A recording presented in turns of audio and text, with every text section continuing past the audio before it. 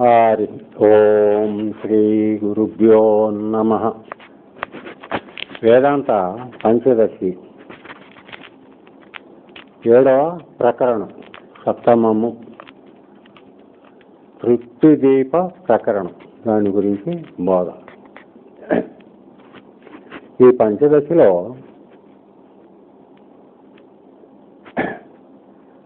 3 భాగాలు. 1 సత్తు, 2 చిత్తు, 3 ఆనందం, సచ్చిదానందం. సత్తుని గురించి 5 ప్రకరణాలు. ఈ 5 వివేకము, ద్వైత వివేకము, అద్వైత వివేకము, పంచకోశ వివేకము, పంచభూత వివేకము, ఇలా వివేకాలు. రెండోది సత్తు అయినాక చిత్తు. ఆ చిత్తు సంబంధించిన చైతన్యం అంటే అది దీపానికి పోలిక. దీపములు, తృప్తి దీపము, నాటక దీపము, కోటస్థ దీపము, ఈ విధంగా దీపాలు అయిన తర్వాత ఆనందం. సత్తు చిత్తు అయినాక ఆనందం. ఆనందానికి బ్రహ్మానందం. ఈ బ్రహ్మానందంలో విద్యానందం, యోగానందం, విషయానందం, ఇట్లా అన్నమాట. అట్లా 5 ఆనందాలు. 3 5 15. వేదాంత పంచదశి. ఇది విద్యారణ్య స్వాముల వారు ఇచ్చినటువంటి 15 కోణాలు ఇచ్చినటువంటి బోధ. ఇది ఈ సప్తమము తృప్తి దీపం. ఇందులో ఇది రెండవ భాగం. ఇది రెండవ భాగం. ఈ రెండవ భాగం మొదలు.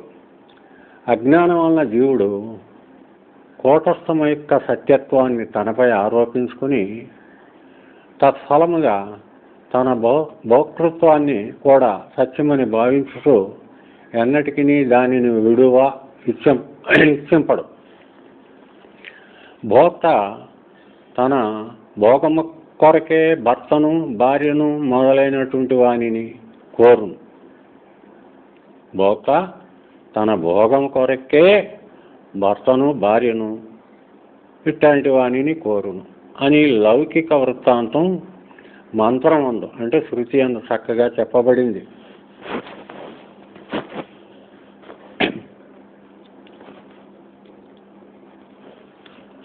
తర్వాత భోగ్య విషయాలన్నీ భోక్త అనుభవం కొరకే కనుక భోగ్య వస్తువులందు ప్రీతిని ఉంచరాదు. భోక్తయే ప్రధానం కనుక అతనినే ప్రేమింపవలను. బృహదారణ్యక మంత్రం 4:1-4, 8, 2-4-5. ఆ 2 మంత్రాలు. దాని మంత్రాలు ఈ విషయం చెప్తున్నాయి. అవివేకులకు భోగ్య విషయముల పట్ల నుండి అంతులేని ప్రీతి నా హృదయంలో తొలగక ఉండి నిన్నే అనారతము స్మరించినట్లు చేయుగాక. అంటే ఇక్కడండి విష్ణు పురాణం 1:20-19. దాంట్లో ప్రహ్లాదుని ప్రార్థన ఇదన్నమాట. గాఢమగు ప్రీతి అవివేకము వలన విషయములందు కలుగును. ఆ ప్రీతియే వివేకం వలన భగవంతుని యందు నిలిచియుండును అని అన్నమాట. దానిలో ఈ న్యాయాన్ని అనుసరించి విరక్తుడగు సాధకుడు విషయభోగములందు ప్రీతిని ఉపసంహరించి ఆ ప్రీతిని భోక్తయందు, అంటే ఆత్మయందు నిలుపును. పామరజనుల పూలమాలలు, చందనము, యువతులు, వస్త్రములు, డబ్బు, వీని యందు ఏమరపాటు లేక ఉంటారు. అట్లాగే సాధకుడు కూడా ఆత్మయందు జాగరూకుడై ఏమరపాటు లేక ఉండును. ప్రతిస్పర్ధులను జయంబగోడు పురుషుడు నిరంతరం కావ్యాలు, నాటకాలు, తర్కము మొదలగు శాస్త్రములను అభ్యసించినట్లే ముముక్షు సర్వదా ఆత్మవిచారం అభ్యసింపవలెను. స్వర్గాదులను కోరు పురుషుడు జపము, యజ్ఞము, ఉపాసనములు మొదలగు వానిని శ్రద్ధతో అభ్యసించున్నట్లే మోక్షమును గోరు సాధకుడు ఆత్మయందు శ్రద్ధను ఉంచవలెను. అణిమాది అష్టసిద్ధులను సంపాదించుటకు యోగి మహాకష్టంతో ఈ చిత్త ఏకాగ్రతను సాధించు. మోక్షాన్ని సాధించు కోరికతో వివేచనను కూడా అంత పరిశ్రమతో చేయవలెను. అభ్యాస బలం వల్ల వారి వారి నైపుణ్యాలు పెంపొందినట్లే వివేకం కూడా అభ్యాస పాఠం వల్ల అంతంతగా విశదముకు వచ్చును. అంటే ఆత్మ శరీరముల కంటే భిన్నం అనేటువంటి బోధ స్పష్టతరమగుచు దృఢపడుచుండును. భోక్త యొక్క నిజరూపం అన్వయ వ్యతిరేక న్యాయంచే తెలియనగును. దానివలన భోక్త నిజంగా జాగ్రత్తాది అవస్థలందు సంగరహితుడై సాక్షి అని తేటపడును. జాగ్రత్త, స్వప్న, సుషుప్తి అవస్థలందు ద్రష్ట ఏ ఏ ప్రపంచాలని చూస్తున్నాడో అవి అన్నీ ఆయా అవస్థయందులు మాత్రమే ఉండుతున్నాయి. ఇతర అవస్థల యందు అవి అనుభవింపబడుటలేదు. కానీ ఈ మూడు ప్రపంచాలని చూస్తున్నటువంటి ద్రష్ట మూడు అవస్థల యందును ఒకడే. ఈ అనుభవము సర్వులను అంగీకరించినదే. శృతి కూడా అంటే మంత్రం కూడా ఈ విషయాన్ని ఘోషించుతున్నది. ఏ అవస్థ యందు ఏ ఏ పుణ్యపాపాలని అంటే సుఖదుఖాలని ద్రష్ట చూస్తున్నాడో వానిని ఆ ద్రష్ట చూస్తున్నాడో వానిని ఆ అవస్థ యందే వదిలిపోతున్నాడు. తనతో కూడా అవస్థాంతరమునకు కొనిపోవడంలే. ఈ విషయం బృహదారణ్యక మంత్రాలు 4:3లో 15-17 మంత్రాలు గమనించవచ్చు. జాగ్రత్త, స్వప్న, సుషుప్తి ప్రపంచాలని ప్రకాశింపజేయు ఆ బ్రహ్మమే తాను అని తెలుసుకొని సర్వబంధముల నుండి ముక్తుడగును. ఈ సమాచారం కూడా కైవల్యోపనిషత్తు 1:17-20 దానిలో గమనించవచ్చు. జాగ్రత్త, స్వప్న, సుషుప్తులయందు ఉన్నటువంటి ఆత్మ ఒకటియే అని భావింపవలను. తాను ఈ మూడు స్థానములకును అతీతమని తెలుసుకున్నటువంటి ఆత్మకు పునర్జన్మ లేదు. ఈ సమాచారం అమృత బిందోపనిషత్తు 11వ మంత్రం చూడవచ్చు. మూడు ధామములందును ఉన్నటువంటి భోగ్య విషయాలు భోక్తలు అనుభవముల కంటే భిన్నుడు, సాక్షిమాత్రుడు, సర్వదా ఆనంద స్వరూపుడు అయినటువంటి చైతన్య స్వరూపమే నేను. ఈ సమాచారం కైవల్యోపనిషత్తు 1:18-21 మంత్రాలు గమనింపవచ్చు. ఏంటంటే ఇక్కడ విశ్వడు, తైజసుడు, ప్రాజ్ఞుడు మూడు అవస్థలందలి భోక్తలు శివుడను. ఈ మూడు అవస్థలందలి భోక్తలు సదాశివుడనగా చైతన్య స్వరూపమైన పరమాత్మ. ఈ విధంగా ఆత్మను వివేచించినప్పుడు భోక్తగా మిగిలేది చిదాభాసమే. ఇది ఏ జీవుడనియో విజ్ఞానమయుడనియో తెలియబడుతున్నది. వికారం ఉండేది కూడా ఈ జీవుడే. ఈ జగత్తు ఇంద్రజాలమని చెప్పబడింది. చిదాభాసుడు ఈ జగత్తులోని వాడే గనక చిదాభాసుడు మాయా కల్పితుడు, మిథ్య. ఈ విషయాన్ని మంత్రం అంటే శృతి అనుభవం కూడా బలపరుస్తుంది. కస్య కామాయ అనేటువంటి మంత్రం భోక్త లేకుండుటను సూచిస్తూ ఉన్నది అని 192వ శ్లోకాన్ని కూడా చెప్పబడింది ఇందులో. ఇప్పుడు చిదాభాసుడే భోక్తయు అనుట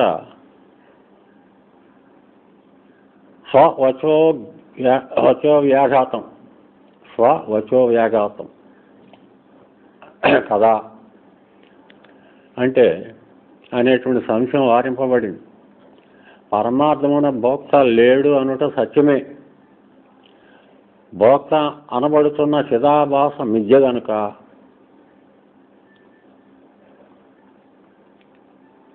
పరమార్థాన భోక్త లేడు అనుట సత్యమే. భోక్త అనబడుతున్న చిదాభాస మిథ్య గనుక ఇక్కడ నరసింహ ఉత్తర తాపని ఉపనిషత్తు 9, అక్కడ శ్వేతాశ్వేతర ఉపనిషత్తు 4లో 9, 10 మంత్రాలు, కైవల్య ఉపనిషత్తులో 1లో 12, 14 ఆ మంత్రాలు కూడా ఈ సమాచారంలో గమనించవచ్చు. నిర్వికారముకు సాక్షి సుషుప్తి మొదలగు అవస్థల యందు చిదాభాసుడు లయమగుటను చూస్తుంది. మళ్ళీ మళ్ళీ వివేచించి చూడగా ఇటు స్వభావం గల చిదాభాసుడు మిథ్య అనియు కూటస్థము కంటే భిన్నుడనియు తేటపడును.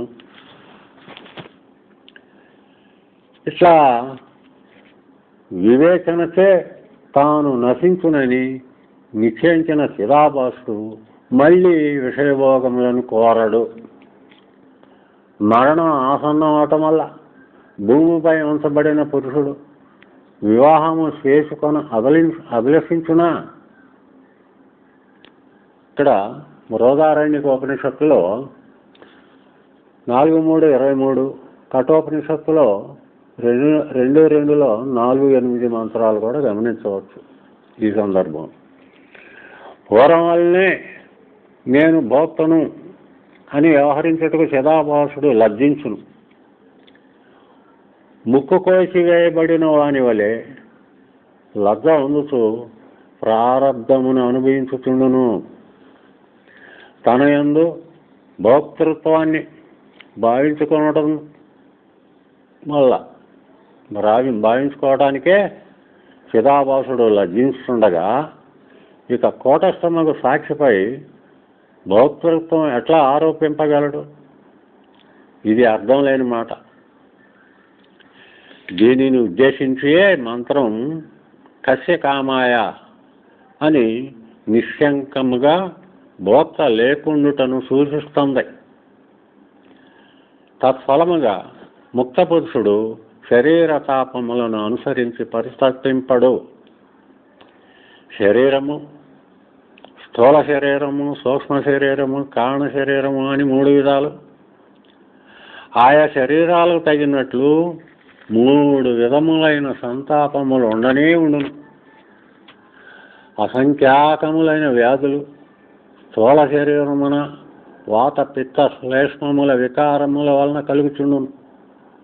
అవిగాక అందు దుర్వాసన, కురూపము, విరుగుట, ఎముకలు మొదలైనవి ఇట్లాంటి సంతాపాలు కూడా కలుగుచుండును. కామ, క్రోధ, లోభ, మోహ, మద, మాత్సర్యాలు, శమము, దమము, ఉపరతి, తితిక్ష, శ్రద్ధ, సమాధానము అనునవియు సూక్ష్మ శరీరమునకు చెందినాయి. ఆది షట్కము అవాంఛనీయము, ద్వితీయ షట్కము వాంఛనీయము అయినను ఉండటం వల్ల మొదటి లేకపోతే రెండవది పురుషుని బాధించును. ఆది షట్కం అవాంఛనీయం అంటే కామ, క్రోధ, లోభ, మోహ, మద, మాత్సర్యం. రెండవ షట్కం వాంఛనీయం అంటే శమదమము, ఉపరతి, శిక్ష, శ్రద్ధ, సమాధానం. ఇది వాంఛనీయం అయినప్పటికీ ఉండటం వల్ల మొదటి లేకపోతే రెండవది పురుషుని బాధించు. సుషుప్తి యందు కారణ శరీరాన మృతుని వలె తనను కానీ ఇతరులను కానీ తెలియడు. రానున్న దుఃఖములకు బీజాలు ఇందు ఉండునని ఇంద్రుడు చూపెను. చాందోగ్యోపనిషత్తు 8-11 మంత్రం. ఈ సంతాపములు 3 శరీరాలకు స్వాభావికములని చెప్పబడ్డాయి. వీనిని తొలగిస్తే శరీరాలు కూడా నశించును. వస్త్రము నుండి నూలు పోగులను, కంబళి నుండి రోమాల్ని, కొండ నుండి మృత్తికను వేరు చేస్తే అవి నశించినట్లే ఈ సంతాపాలను వేరు చేస్తే ఆయా శరీరాలు కూడా నశించును. అయినను ఈ సంతాపములు చిదాభాసనకు సహజాలు కావు.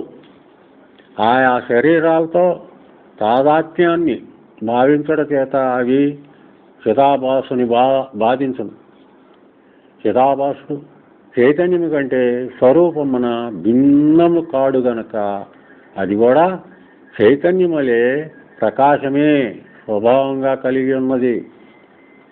ఇక్కడ ఏంటంటే ఆకాశాన్ని ప్రతిఫలించుతున్న నూనెను కాస్తే ఆ వేడి ఆకాశానికి కానీ ఆకాశ ప్రతిఫలానికి కానీ అంటదు.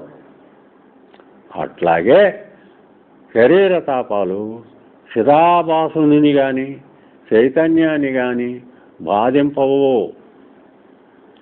ఈ బాధలో చిదాభాసుని అందే అసంభవములు అంటే సాక్షి యందు అసంభవములని వేరుగా చెప్పవాలైనా అక్కర్లేదు. అయినను అవిద్య వలన చిదాభాసుడు శరీరాలతో తాదాత్మ్యాన్ని భావించుకొని పరితపించుతుండును.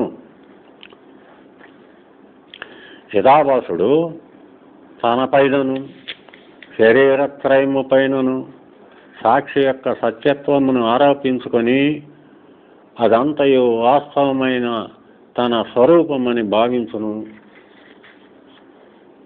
ఈ భ్రాంతి ఉన్నంతకాలం శరీరాలు తప్పించుతుండగా తానే తప్పించుతున్నానని భావించును.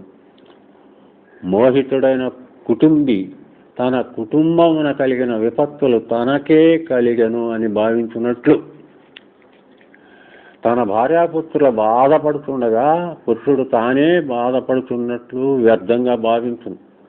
అట్లే చిదాభాసుడు శరీర తాపములు తన తాపములే అని నిరర్ధకముగా అభిమానించును. వివేచనచే ఆ భ్రాంతిని తొలగించుకొని తనను కూడా సత్యమని లెక్కింపక సర్వదా కూటస్థముగా సాక్షిని గూర్చి చింతించు చిదాభాసుడు ఇక శరీర తాపములను అనుసరించి శరీర తాపాలని అనుసరించి ఎలా పరితపించును అంటే పరితపింపడు. పాము అని భావింపబడిన త్రాడు పురుషుని పలాయనమునకు కారణమవుతున్నది. త్రాడు అని జ్ఞానము పాము అని భ్రాంతిని తొలగింపగా వ్యర్థముగా భయపడితిని కదా అని పురుషుడు విచారించు. మిథ్యాభియోగము చేసినటువంటి వ్యక్తి తన పొరపాటు గుర్తించి ప్రాయశ్చిత్తంగా క్షమాపణము కోరినట్లు చిదాభాసుడు తాను భ్రాంతితో కూటస్థంపై ఆరోపించినటువంటి దోషాలకు ప్రాయశ్చిత్తము వలె కూటస్థమునందు లీనుడగును. మరల చేసిన పాపాలని తొలగించుకున్నటకు స్నానదానాదులు ప్రాయశ్చిత్త రూపమున మరల చేయునట్లే చిదాభాసుడు మరల కూటస్థమగు సాక్షిని ధ్యానించుతూ తత్పరాయణుడై ఉండును. కుష్ఠివ్యాధి గల వేశ్య ఆ విషయం ఎరిగిన విటుని ఎదుట తన విలాసాలను చూపుటకు లజ్జించును. అట్లాగే తన మిథ్యాత్వం ఎరిగినటువంటి చిదాభాసుడు తనను కర్తగా భోక్తగా ప్రకటించుకున్నటకు లజ్జించును. మ్లేచ్ఛుల పాలబడి మైల చెందిన బ్రాహ్మణుడు ప్రాయశ్చిత్తం చేసుకుని మరలా వారి చెంతకు పోకుండా జాగరూకుడగును. అట్లాగే శరీరత్రయంతో కూడి తాదాత్మ్యము అనేటటువంటి మైలను తొలగించుకున్నటువంటి చిదాభాసుడు మరల వానితో సంగము ఏర్పడకుండానట్లు జాగ్రత్త వహించును. యువరాజుగా అభిషేకింపబడిన రాజపుత్రుడు సామ్రాజ్యాధిపత్యాన్ని కోరి రాజు వలె ప్రవర్తించున్నట్లే చిదాభాసుడు కూటస్థమ్మకు సాక్షిని అనుకరించును. బ్రహ్మమును తెలుసుకున్నటువంటి పురుషుడు బ్రహ్మమే అగును అనేటువంటి మంత్రవాక్యాన్ని వినిన వ్యక్తి తదేక చిత్తముతో బ్రహ్మమునే తెలుసుకొని బ్రహ్మమే అగును, ఇతరము కాడు. ఈ సమాచారం ముండకోపనిషత్తు 3:2-9 మంత్రంలో వివరింపబడి ఉన్నది. మానవులు దేవత్వాన్ని పొందడానికి శాస్త్రోక్తములైన అగ్ని ప్రవేశాదులు చేసి మరణించుటకు సిద్ధపడినట్లే చిదాభాసుడు కూడా సాక్షి మాత్రంగా ఉండగోరి తన వినాశనమును కోరును. అగ్ని ప్రవేశం చేసిన వ్యక్తికి తన దేహం సంపూర్ణంగా దహింపబడి వరకు దేవత్వ బోధ కలుగక నరత్వ బోధయే ఉండునట్లు ప్రారబ్ధమైన దేహం ఉన్నంతకాలము చిదాభాసత్వం వదలదు. పాము అనేటువంటి భ్రాంతి వలన కలిగినటువంటి శరీర కంపము చెమటలు రజ్జు జ్ఞానము కలిగినను నిదానముగానే తగ్గును. పాము అనేటువంటి భ్రాంతి వలన కలిగినటువంటి శరీర కంపనము చెమటలు రజ్జు జ్ఞానం కలిగినను నిదానంగానే తగ్గును. అంతేగాక చిరుచీకట్లలో మరల ఆ త్రాడే పాముగా కనిపింపవచ్చును. అట్లాగే ప్రారబ్ధ భోగం కూడా హఠాత్తుగా కాక నిదానంగానే ఉపశమించును.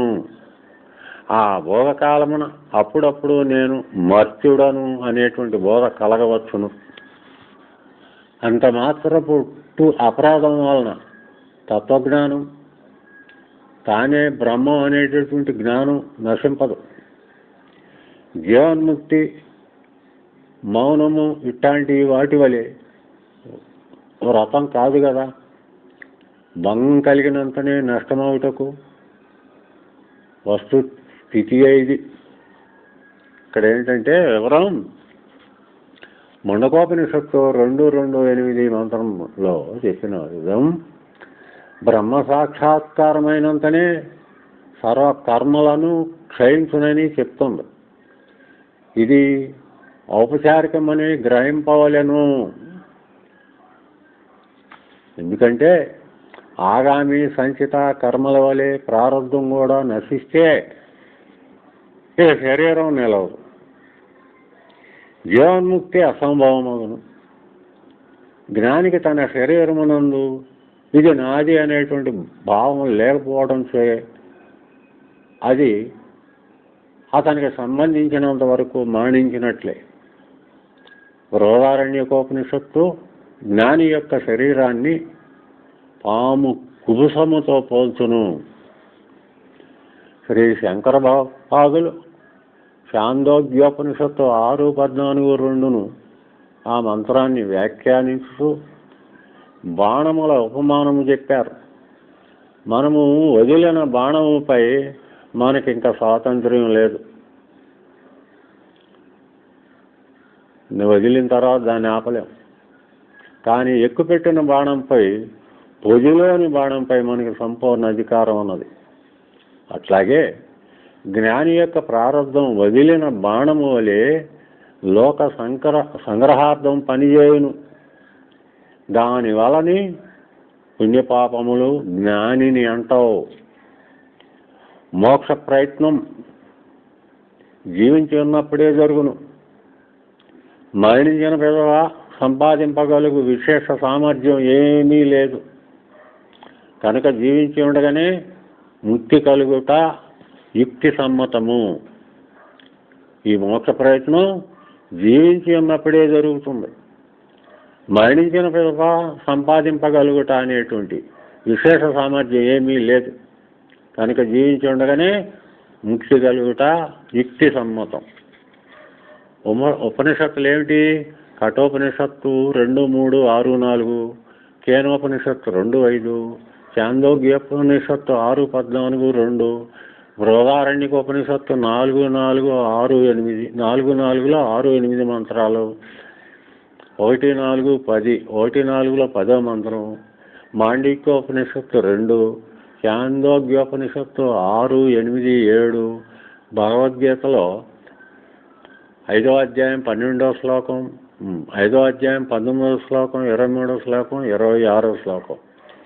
ఇవి మళ్ళీ మహావాక్యాలు కూడా జీవన్ముక్తి సిద్ధాంతమని బలపరుచును. అదనమాట. దశముడు కూడా తలగొట్టుకుంటూ ఏడ్చుతుండి, దశముడు చావలేదని తెలిసినంతనే ఏడుపు మాంతాడు. కానీ తలపై తగిలిన గాయాలు నయమవుటకు నిలబట్టవచ్చును. దశముడు జీవితుడే అని గుర్తించడం వల్ల కలిగినటువంటి ఆనందం గాయముల వలన నొప్పిని పోపనీయదు. అట్లాగే ముక్తి లాభం వలన కలిగినటువంటి ఆనందం ప్రారబ్ధ దుఃఖాన్ని కప్పివేయును. జీవన్ముక్తి వ్రతం కాకపోవడం వల్ల అప్పుడప్పుడు ప్రమాదం కలిగినను దిగులు లేదు. అధ్యాస కలిగినప్పుడల్లా మరల వివేచించుకోవాలి. వ్యాధి నివారణకై పాదరసాన్ని తినిన వ్యక్తి దాని వలన కలిగిన ఆకలి తీరుడుకు పదే పదే భుజించును కదా. ఇక్కడ ఏంటంటే అధ్యాస మరల కలుగుటకు జీవన్ముక్తి ఆనందానికి భంగము కలిగించును గాని తత్వజ్ఞానమునందు లోపము కల్పింపదు.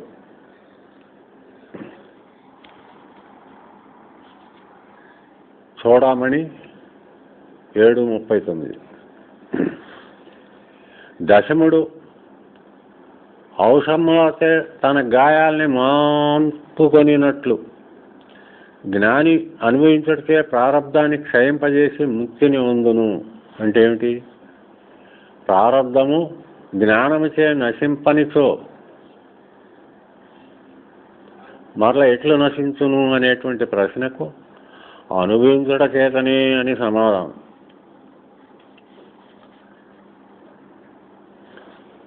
ఇక్కడ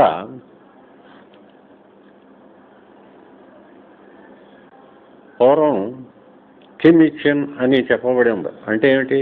దేనిని కోరి అనేటువంటి మాట.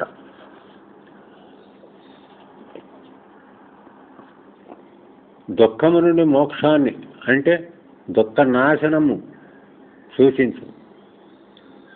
ఇది చిదాభాసుని 6వ స్థితి.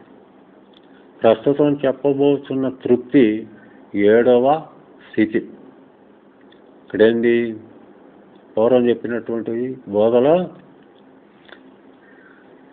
శోకమోక్ష దశ వర్ణింపబడింది ఇది వరకు.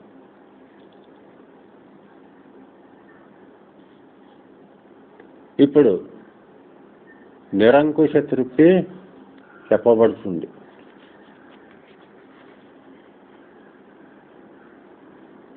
విషయభోగం వలన తృప్తి పరిమితం. బ్రహ్మానుభవం వలన ఈ తృప్తి అపరిమితం. చేయవలసిందంతయు చేయబడింది, పొందవలసినది అంతయు పొందబడినది అనియే తృప్తి చెందును. బ్రహ్మజ్ఞానమునకు పూర్వం ఇహలోకమునందు పరలోకమునందు లభింపవలసిన ఆనందముల కొరకు మోక్షము కొరకు కృషివాణిజ్యాదులు, యోగము, ఉపాసనాదులు, శ్రవణాదులు అనేకములైన కర్మలు చేయబడ్డాయి. బ్రహ్మజ్ఞానానికి పూర్వం ఇహలోకంలో పరలోకమునందు లభింపవలసిన ఆనందాల కొరకు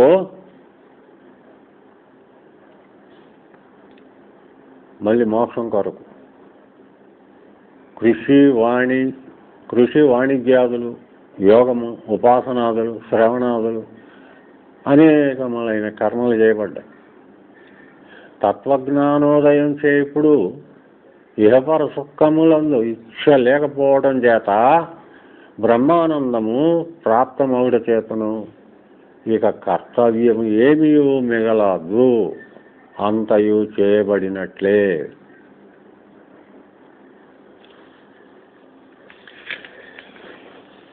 ఆ కృతకృత్యత్వమునే దాని వ్యతిరేక దశతో కూడా సమీక్షించుకొనుచు పరమమైన తృప్తిని అనుభవించును.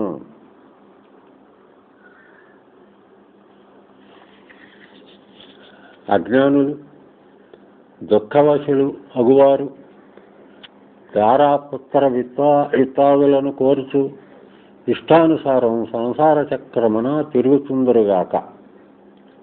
పరమానంద భరితుడనైన నేను దేనిని కోరి సంసారమున సంచరించును? పరలోకాలకు పోగోరిన వారు అనేక కర్మలను అనుష్ఠింతురుగాక. సర్వలోక స్వరూపుడనైన నేను దేనిని ఎట్లు ఎలా అనుష్ఠింపగలను? అధికారులైన వారు శాస్త్రాల్ని వ్యాఖ్యానింతురుగాక, లేదా వేదములను అధ్యయనము చేయింతురుగాక. నిష్క్రియమైనటువంటి బ్రహ్మము అవుటచే నాకు వీని యందు అధికారం లేదు. నిద్రింపవలనని గాని, భిక్ష చేయవలనని గాని, స్నాన శౌచములకై గాని నాకు కోరిక లేదు. నేను అవి చేయుటయూ లేదు. చూచువారు నేను చేయుచున్నానని భావించినచో ఇతరుల భావనల వలన నాకు కలుగునది ఏమి? గుంజ ఫలాల గుత్తులను చూసి ఇతరులు అది అగ్ని అని భావిస్తే ఆ అగ్ని గుంజ పొదలను దహింపదు కదా. అట్లాగే ఇతరులున్నాయని కల్పించుకునే సంసార ధర్మాలు నన్ను అంటవు. తత్వము తెలియని వారు శ్రవణం చేయుదురుగాక. తత్వబోధ కలిగిన నేనేల శ్రవణము చేయుదును? సంశయగ్రస్తులు మననము చేయుదురుగాక. ఎట్టి సంశయము లేని నేను మననము చేయను. విపర్యాసము కలిగిన వాడు నిధిధ్యాసన చేయుగాక. విపర్యమే లేనప్పుడు ధ్యానమేలా? దేహమే ఆత్మ అనేది విపర్యాసనము, దాన్ని నేను ఎన్నడూను ఆశ్రయింపను. దేహాత్మ విపర్యాసము లేకుండాను చిరకాలము నుండి అభ్యాసమైన వాసనా బలమున నేను మనుష్యుడను ఇత్యాది వ్యవహారము నడుచును. ప్రారబ్ధ కర్మ తీరిన పిదప లోక వ్యవహారం ఆగిపోదు. ఆ కర్మ తీరకపోతే వేల కొలది ధ్యానాలు చేసినా కానీ ఈ వ్యవహారం శాంతింపదు. వ్యవహారాన్ని తగ్గించుట ఇష్టమైతే అటివారు ధ్యానం చేస్తారుగాక. వ్యవహారం వలన బాధ ఏమీ లేకుండాటను చూస్తూ నేను ధ్యానం ఎలా చేయుదును? నాకు విక్షేపం లేదు, అందువల్ల సమాధి కూడా లేదు. విక్షేపం కానీ సమాధి కానీ వికారి యొక్క మనస్సునకు మాత్రమే. నిత్యమును అనుభవ స్వరూపుడును అగు నాకు వేరుగా అనుభవం ఏమి గలదు? చేయవలసింది అంతయు చేయబడ్డది, లభింపవలసింది అంతయు లభ్యమైనది అనియే నిశ్చయము. వ్యవహారము లౌకికమే గానిమ్ము, శాస్త్రీయమే గానిమ్ము, తది ఇతరమే గానిమ్ము, ఆ కర్తను అసంగుడను అయిను అకర్తను అసంగుడను అయినటువంటి నన్ను అది అంటదు. కనుక ప్రారబ్ధం ఎట్లుండిన అట్లే వ్యవహారము నడుచుగాక. లేదా అయినప్పటికీ లోకానుగ్రహం కొరకు శాస్త్రీయమైన మార్గముననే నడుచుకొందునుగాక. నాకు పోవునది ఏమున్నది? నా శరీరము దేవపూజనము, స్నానము, శౌచ భిక్షాదుల యందు ప్రవర్తించుగాక. వాక్కు ప్రణవాన్ని జపము చేయుగాక, లేదా ఉపనిషత్తులను పఠించుగాక. నా మనస్సు విష్ణువును ధ్యానించుగాక, లేదా బ్రహ్మానందమునందు లీనమగుగాక. నేను సాక్షిని మాత్రమే. నేను చేయునది కానీ చేయించున్నది కానీ అణుమాత్రమైనను లేదు. ఇట్లుండగా కర్మపరునకు నాకు వివాదం ఎక్కడిది? పూర్వ పశ్చిమ సముద్రముల వలె భిన్నమైనవి మా విషయాలు. అంటే ఏమిటి ఇక్కడ? కర్మపరుడు అంటే జ్ఞాని యొక్క కర్మలని కాదు, మనస్సని గాక కర్మతత్పరులైన ప్రతివాదులని కానీ అర్థము చెప్పవచ్చు. ఏ అర్థములో అయినను జ్ఞానికి వానితో విరోధం లేదు. కర్మికి వాక్కు మనస్సు కాయాలతో మాత్రమే సంబంధం, సాక్షితో ఏ సంబంధమును లేదు. జ్ఞానులకు సంఘరహితమైన సాక్షితో మాత్రమే సంబంధం, ఇతరములతో వారికి పని లేదు. అంటే కనుక వారి నిశ్చయాలు ఆసక్తి విషయాలు భిన్నాలు. మళ్ళీ వారు పరస్పర వృత్తాంతమును తెలియని ఇద్దరు చెవిటి వంటల వలె కలహింతురుగాక. బుద్ధిమంతులు మాత్రం వారిని చూసి నవ్వుదురు.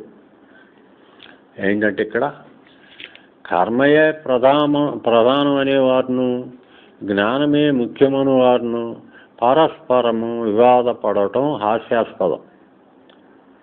ఒకళ్ళు చెప్పేది మరొకరికి తెలియదు అదే అన్నమాట. అక్కడ కర్మకి తెలియని సాక్షియే బ్రహ్మమని తత్వవిధుడు తెలుసుకొనుగాక.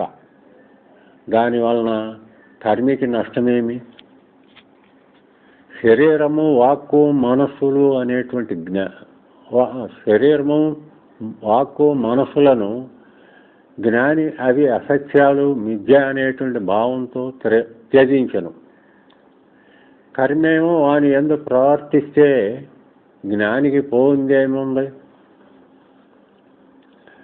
ఇక్కడేంటంటే సంశయం, జ్ఞానికి ప్రవృత్తి వలన ఉపయోగం లేదు కదా అంటే నివృత్తి వలన మాత్రమేమీ ఉపయోగం?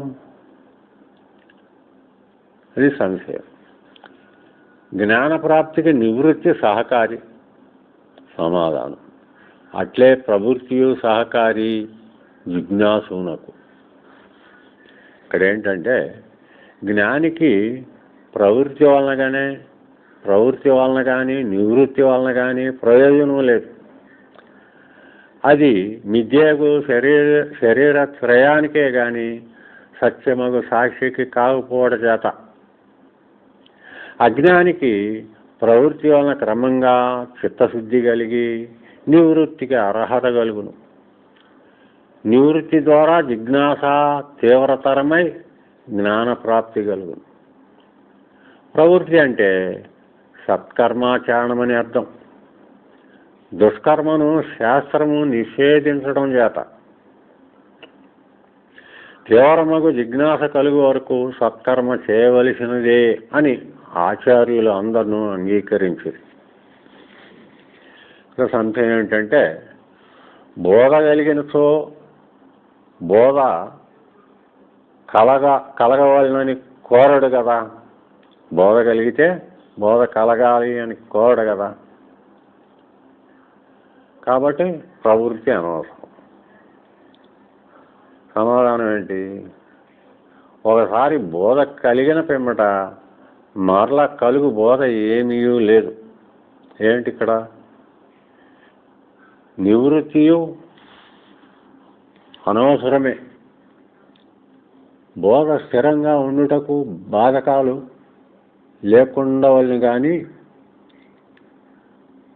ఇతర సాధనములు అవసరం లేదు. అంటే మహావాక్యజనితమైన జ్ఞానముచే బాధకములు తొలగటం వలన బోధ స్థిరముగా ఉండును అని. ఇక్కడ ఇకంతే అవిద్య కానీ దాని కార్యముకు ద్వైతజాతం కానీ తత్వజ్ఞానాన్ని బాధింపలేవు. జ్ఞానికి జ్ఞానోదయమైనంతనే అవిద్య తమస్సు శాశ్వతంగా నిర్మూలింపబడును. జ్ఞానంచే మిథ్య అని తెలియబడిన ద్వైత ప్రపంచాన్ని ఇంద్రియాలు చూసుగాక అనుభవించునుగాక. అట్టి దర్శనము అనుభవము తత్వజ్ఞానమును స్పర్శింపజాలవు. అట్టి దర్శనము అనుభవము తత్వజ్ఞానాన్ని స్పర్శింపజాలవు. బ్రతికి ఉన్నప్పుడే ఎలుక పిల్లిని చంపజాలదు. చచ్చిన ఎలుక ఇక చంపగలుగునా? బ్రతికి ఉన్నప్పుడే ఎలుక పిల్లిని చంపజాలదు. చచ్చిన ఎలుక ఇక పిల్లిని చంపగలుగునా? బ్రతికినప్పుడే చంపలేనప్పుడు. పాశుపతాశ్రమంచే కొట్టబడినను సావని బలశాలి ఉలికి లేని బాణంతో మాణించునను మాట నమ్మడం ఎట్లా? అంటే ఏమిటి? అవిద్యా కార్యమైన ప్రపంచం అమోఘమైన పాశుపతాశ్రమంతో పోల్చబడింది. జ్ఞానిని అంటజాలని ఇంద్రియ గోచరములైన సుఖదుఖములు ములుకు మొన లేని బాణంతో పోల్చబడింది అన్నమాట. ఇక్కడ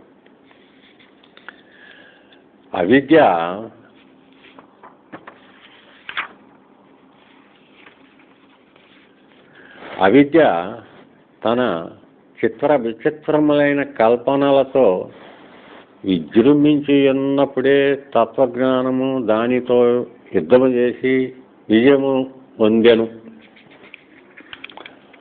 అట్లు సుదృఢమైన జ్ఞానానికి ఇప్పుడు బాధ కలుగుట ఎట్లు? తత్వజ్ఞానము హతమార్చిన అజ్ఞానపు శవాన్ని, దాని కార్యముల శవాల్ని పడి ఉండనిమ్ము.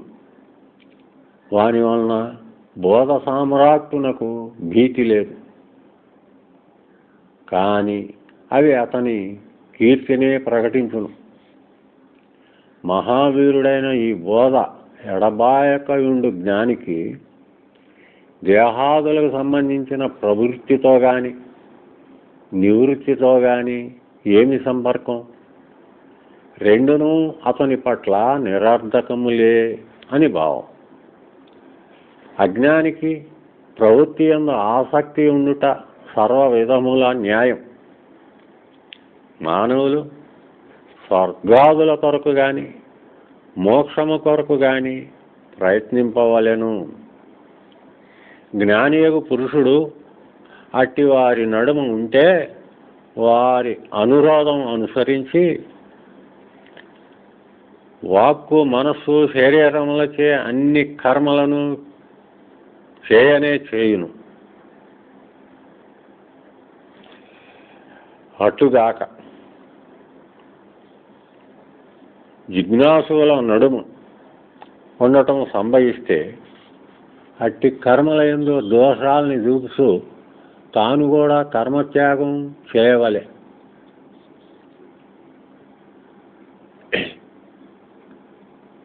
ఈ వివేకం కైవల్య ఉపనిషత్తు 42వ మంత్రం, మహానారాయణ ఉపనిషత్తు 10:5, భగవద్గీత 18:66లో కూడా గమనించవచ్చు. ఇంకను చనుబాలు వదలని శిశువుల ఇష్టానుసారం తండ్రి నడుచుకొనున్నట్లు అజ్ఞానుల ఇష్టానుసారం కృపాళు అయిన జ్ఞాని నడవటం తగినదే. శిశువులు తన పట్ల అగౌరవం చూపినను కొట్టినను వారు తండ్రి కించపడడు, కోపింపడు, కాగా వారిని లాలించును. అజ్ఞానులు తనను స్తుతించినను నిందించినను జ్ఞాని ప్రతిగా వారిని నిందింపడు, స్తుతింపడు, కాగా వారికి జ్ఞానము కలిగినట్లు ప్రవర్తించును. అజ్ఞానులతో వారికి జ్ఞానోదయం కలుగునట్లుగా జ్ఞాని ప్రవర్తింపవలను. అజ్ఞానులకు బోధ కలిగించడు తప్ప జ్ఞానులకు ఈ లోకమున కార్యమేమీ లేదు. చేయవలసిందంతయు చేసి పొందవలసిందంతయు పొంది సంతృప్తుడైన జ్ఞాని నిరంతరము తన యందు ఇట్లు అనుకును,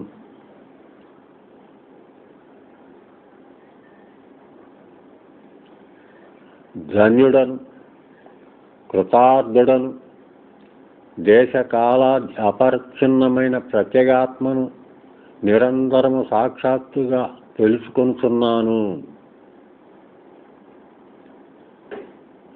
తత్ఫలమైన బ్రహ్మానందము నాకు యథాతథముగా స్ఫురించుతున్నది. ధన్యుడను, సంసారిక దుఃఖాలు నేడు నాకు లేవు. నా అజ్ఞానం ఎచ్చటకో పారద్రోలబడింది. ధన్యుడను, నాకిక కర్తవ్యము ఏమీ లేదు. పొందదగినది అంతయు సమకూడినది. ధన్యుడను, ఈ లోకమున నా సంతృప్తికి సాటి ఏమున్నది? ధన్యుడను, చరితార్థుడను, మరల ధన్యుడను. అంటే ఆనంద సంప్లవమున మునుగుచూ బుద్ధుడు బోధి వృక్షము చెంత వరుసగా 7 దినములు పరిక్రమిస్తుండేనని వింటాం మనం. ఆహా, ఏమి నా పుణ్యం! ఎంత శాశ్వతంగా అది ఫలించింది! ఇంత పుణ్య సంపన్నులమైన మేము ఎంత భాగ్యవంతులం! ఆహా, శాస్త్రం ఎంత అద్భుతం! గురువు ఎంతటి మహాత్ముడు! ఈ జ్ఞానం ఎంత అద్భుతం! ఈ సుఖం ఎంత అనంతం! ఈ తృప్తి దీపం అనుదినం అధ్యయనము చేయు విద్వాంసులు బ్రహ్మానందమున మునుగుచు నిరంతరంగా తృప్తి నొందుదురు. ఈ 7వ ప్రకరణం, తృప్తిదీప ప్రకరణం సమాప్తం. హరి ఓం తత్సత్.